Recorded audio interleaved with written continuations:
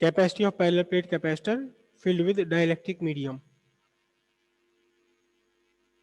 एक कैपेसिटर है, कैपेसिटर की दो प्लेट्स हैं ये। एक प्लेट आपने अर्थ कर दी और एक प्लेट को आपने पॉजिटिव से जोड़ दिया, सोर्स ऑफ पॉजिटिव पोटेंशियल से जोड़ दिया। ठीक है, तो यहां एक पॉजिटिव चार्ज क्रिएट हो गया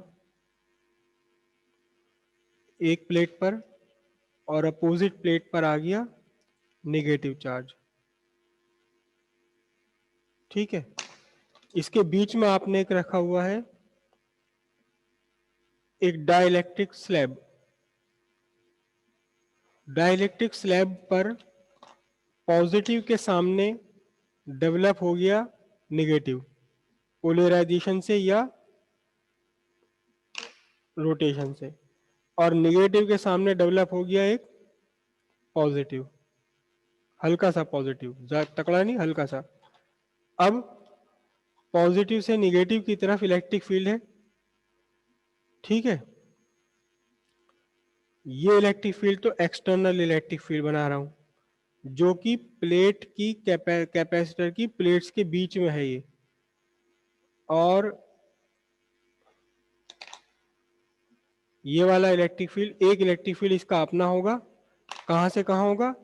एक इलेक्ट्रिक फील्ड इसका अपना डेवलप हो गया अंदर। ठीक है, तो मीडियम के बाहर, मीडियम के बाहर जो रीजन है, इस रीजन में इलेक्ट्रिक फील्ड है ई नॉट, और यहां मीडियम के अंदर इलेक्ट्रिक फील्ड है E naught minus E I. Electric field due to capacitor plates minus induced electric field inside the dielectric. ठीक है, कैपेसिटर की दोनों प्लेट्स के बीच का डिस्टेंस है डी, और जो आपने डाइलेक्ट्रिक मीडियम डाला है इसकी थिकनेस है टी।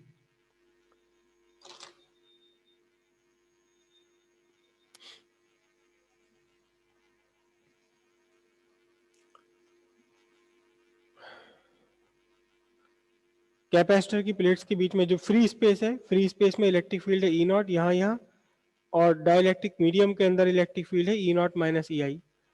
तो फिर अब पोटेंशियल डिफरेंस, ये पोटेंशियल ए प्लेट है और ये पोटेंशियल बी प्लेट है, नहीं मैं इसको ए नहीं लिख सकता, ये प्लेट एक्स है और ये वाली प्लेट है वाई।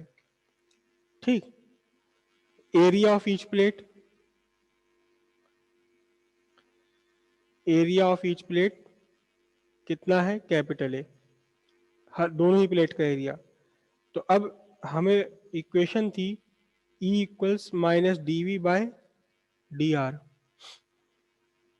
या D V is equals to E D R. ठीक है, निगेटिव साइन को हम छोड़ देते हैं,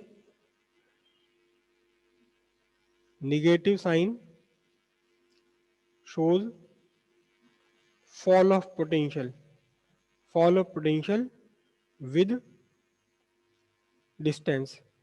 तो dv यहाँ क्या है? dv है potential difference between x plate and y plate. तो मैं dv को लिखूंगा vx minus V Y is equals to, अब यहाँ इलेक्ट्रिक फील्ड, दो इलेक्ट्रिक फील्ड है, एक तो इलेक्ट्रिक फील्ड है ई नॉट इस रीजन में, और एक इलेक्ट्रिक फील्ड है E naught minus E I dielectric slab के अंदर। तो ये आपका ई नॉट कितने रीजन में है? ई नॉट रीजन में है, कितने रीजन में है?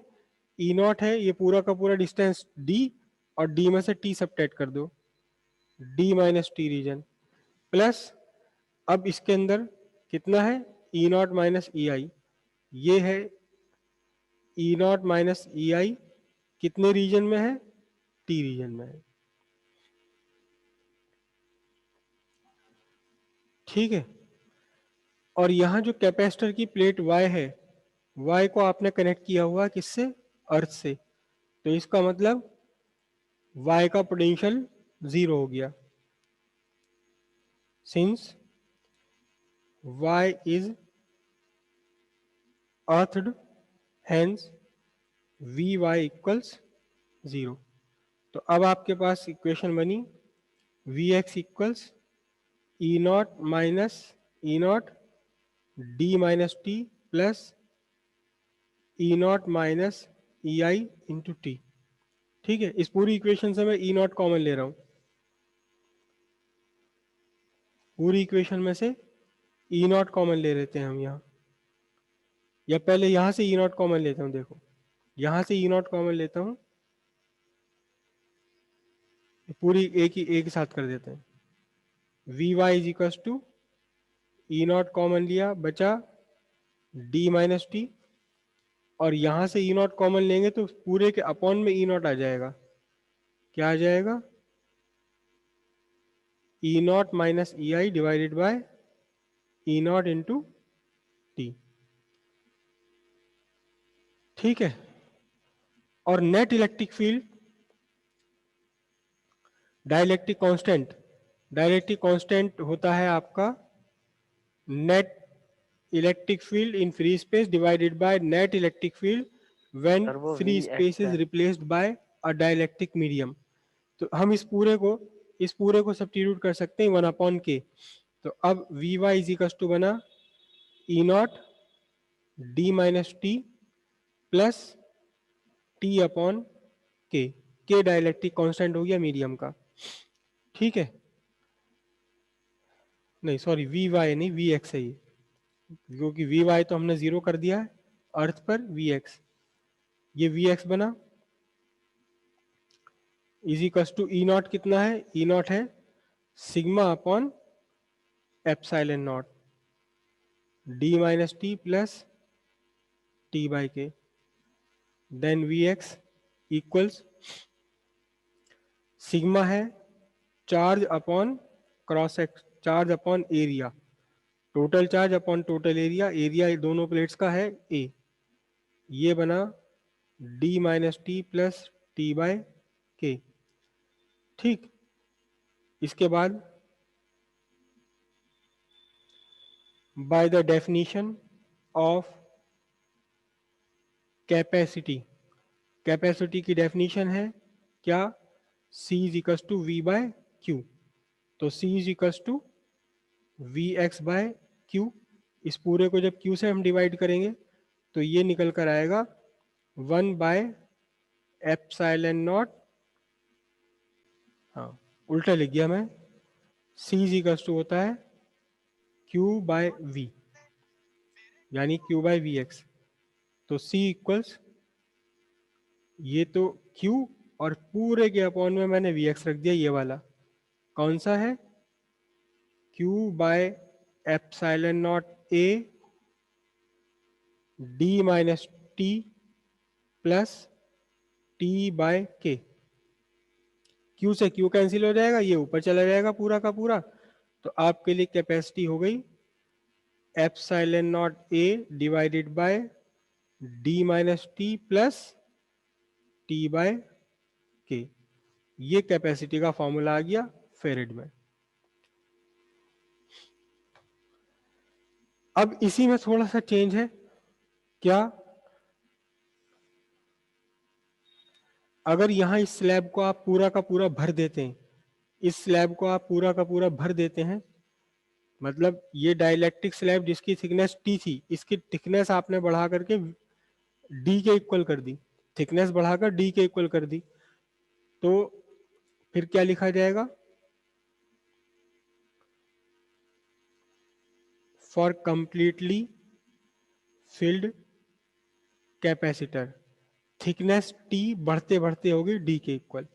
तो यहां जहां जहां टी आ रहा है इसको डी डी से सब्स्टिट्यूट कर दो। तो C equals epsilon naught A upon D minus D plus D by K. और ये आपका बन जाएगा, ये तो खत्म हो गए दोनों डी माइनस डी, और के ऊपर चला जाएगा epsilon naught A K epsilon naught A by D. ठीक है, ये बना C। कब? जब पूरी का पूरा भर दिया डाइलेक्ट्रिक कैपेसिटेंस है, तो मैंने इसको सी लिख दिया। अब फॉर एयर कैपेसिटर, यानी कि अगर कैपेसिटर की प्लेट्स के बीच में एयर है, कैपेसिटर की प्लेट्स के बीच में अगर एयर है तो फिर सी नॉट इजिकल्स टू होता है epsilon naught A by D. अब epsilon naught A by D इसमें उठा करके रख दो सी नॉट, तो सी एम इजिकल्स टू बन जाएगा के सी नॉट। और यहां से हम इसको डिवाइड करें तो K equals to C M upon C naught, C M upon C naught. तो अब ये डाइलेक्ट्रिक कांस्टेंट की एक नई डेफिनेशन आ गई। डाइलेक्ट्रिक कांस्टेंट की एक डेफिनेशन आ गई क्या? Dielectric constant of a medium is equals to the ratio of capacitor के is equals to C M upon C naught. Dielectric constant is equals to ratio, किस किस का ratio? Capacity of capacitor completely filled with dielectric medium to the capacity of same capacitor when there is air between the plates या there is free space between the plates. Dielectric constant is equals to the ratio, किसकी ratio? Capacity of capacitor, कौन सा capacitor? Completely filled with dielectric medium, to the capacity of same capacitor when there is free space और air between the plates. तो यहां से के की एक डेफिनेशन आपको और निकल कर आ गई। सिंपल सी बात यह है कि अगर आपके पास एक आपके पास कैपेसिटर है, इसकी कैपेसिटी सी है, फिर आपने क्या काम किया, इसकी कैपेसिटी, इस कैपेसिटर के अंदर पूरी तरह से डाइलेक्ट्रिक भर दिया जिसका डाइलेक्ट्रिक कांस्टेंट के है। तो अब इसकी कैपेसिटी बन जाएगी के इंटू सी, इसकी कैपेसिटी सी नॉट थी, अब बन जाएगी के इंटू सी नॉट।